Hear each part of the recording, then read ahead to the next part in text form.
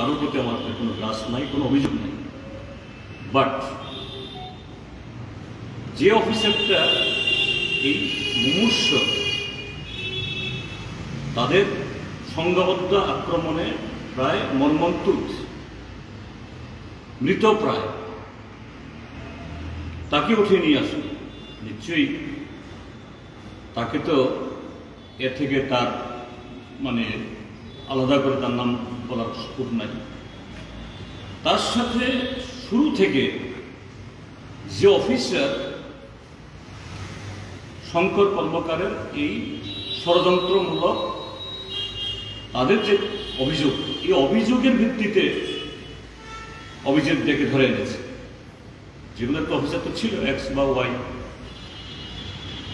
এবং যিনি case handle করে এই কোর্টে পাঠিয়েছেন।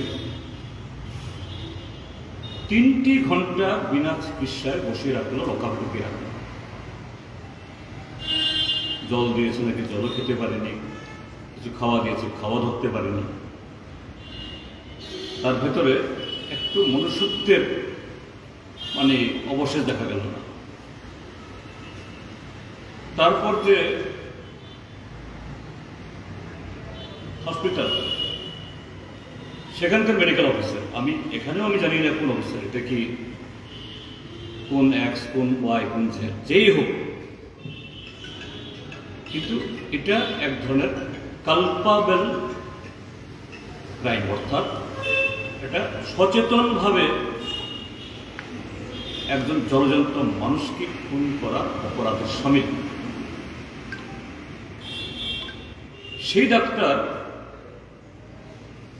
পুলিশকে বলা উচিত ছিল যে না, এই রোগী তো আপনারা এক্ষুনি আবার লকআপে নিয়ে যাবেন, কোর্টে পাঠাবেন, তার শরীর তো এলাও করছে না। সেই ডাক্তারের উচিত ছিল সাব রেজিস্ট্রার হসপিটাল থেকে অ্যাটলিস্ট সে যদি জীবিত না পাঠাতে পারে সুপার স্পেশালিটি হসপিটালে, অ্যাটলিস্ট জেলা হসপিটালে পাঠানো।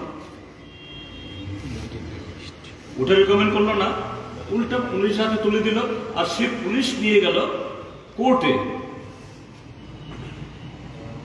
এবং সেই কোর্টে, এবং এখানেও এটা বলতে চাই, আমি আইনজ্ঞ নই, কিন্তু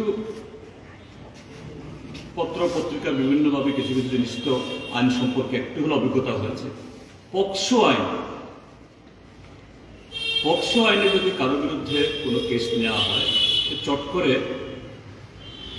একদিনে জামিন পাওয়া যায়, অভিযুক্তের জামিনও পেয়ে গেল। এটা আমার সন্দেহ, এটা নাও হতে পারে, বলছি যে হাকিমও বোধ হয় তো দেখলো আমার মতো একজন ল্যামেন হিসাবে, হাকিমও তো ডাক্তার না, যে আসামিটা তো মরে যাচ্ছে, তাকে বেল দিয়ে দিল। তারপরে গিয়ে গেল জেলা হসপিটাল, সেখান থেকে গেল এই জীবিতে মারা গেল।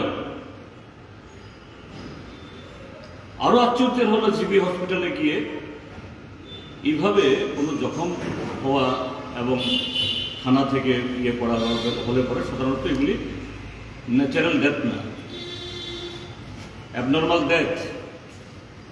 এই সমস্ত ক্ষেত্রেতে পোস্টমর্টেম ছাড়া কোনো ডেড বডি রিলিজ করা হয়। জিবি হসপিটাল থেকে উইথাউট এনি পোস্টমর্টেম রোগীর বাড়ির লোকদের হাতে তুলে দিল, এবং এখানে আসার পর, এটা বোধ 11 তারিখ না, হ্যাঁ 11 তারিখ, এখানে আসার পর এই অভিজিতের ফ্যামিলির লোকেরা এবং পাড়া প্রতিবেশী, আমি উদয়পুরের সেই পাড়ার জনগণকে অসংখ্য ধন্যবাদ জানাবো। তারা সত্যিকারের নাগরিক দায়িত্ব ভূমিকা পালন করেছে, যেন একজন নিরীহ নাগরিকের উপর আক্রমণ, যেটা পুলিশ যারা এই সমস্ত ব্যাপারে অনেক ট্রেনিং দিয়ে আসছেন, লেখাপড়া করে এই দায়িত্ব পান, এরা ফিল করল না। পাড়া প্রতিবেশী পরিবারের লোক তারা ইনজিস্ট করার পর জেলা হসপিটালে নিয়ে পোস্টমর্টেম হলো। এটা ত্রিপুরার যে ইতিহাসে অন্যতম একটা আশ্চর্যজনক ঘটনা। তো এই জায়গায় সবটা মিলে কি দেখা যায়, শঙ্কর কর্মকার প্রভাবশালী লোকেদের ছত্রছায়ায় বহুদিন ধরে এইভাবে ব্ল্যাকমেলিং করে নিরীহ মানুষকে শোষণ করছে। সংবিধান বহির্ভূত একটা এমন শক্তি, এরা ক্রিমিনাল জানলে, এদের অ্যান্টিসিডেন্ট জানলে, এদের হাতে পুলিশ চলে, এদের হাতে পুলিশ উদ্বস করে এবং এই ঘটনা সমস্ত মাত্রা ছাড়িয়ে একটা জঘন্যতম একটা নজির তৈরি করবে। তো আমাদের যেটা দাবি, আমরা এসপিকে বলে এসছি, যখন এসপিকে বললাম ঘটনাগুলি, এক্ষুনি তুমি কি অ্যাকশন নেবে, কি করবে বলতে হবে না, তাকে বলেছেন তুমি আমার কথা শুনো, ইউ লিসেন মি।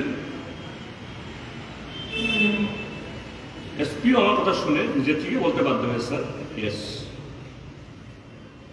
যে এখানে পুলিশের তরফ থেকে যে ধরনের ভূমিকা নেওয়া উচিত ছিল হয়নি, আমরা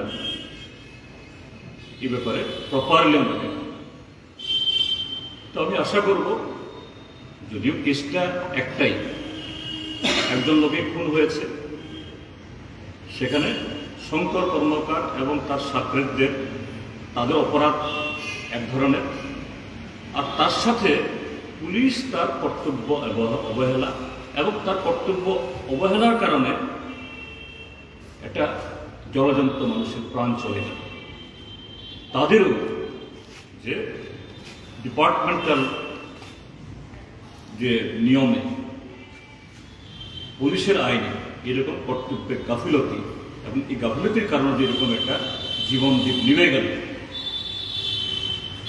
এসপি সাহেবকে আমরা বলেছি বারবার, এসপি সাহেব বলেছেন স্যার আমরা নিশ্চিত থাকুন, সব দিক দেখে যা করার আমরা করব। তো আমরা আশা করি যে এই কথাটাই আপনাদেরকে জানানো দরকার। যদিও কয়েকটা ফ্ল্যাশ সেখানে ছিল তখন উপস্থিত, তারাও রেকর্ড করেছেন, তারাও শুনেছেন আমরা কি বলেছি, এসপি কে বলেছে। তারপরও আবার আনুষ্ঠানিকভাবে বললাম যে এই ঘটনা শুধু একটা লোকের খুন না, যে সমাজ বিরোধীরা প্রভাবশালীদের প্রশ্রয়ে কিভাবে গোটা সমাজটাকে কলুষিত করছে, খুন করছে, এর বিরুদ্ধে যদি সোচ্চার না হওয়া যায় তাহলে আগামী দিন আরও অভিজিতের অকাল মৃত্যু হবে, আরও পরিবার ধ্বংস হবে।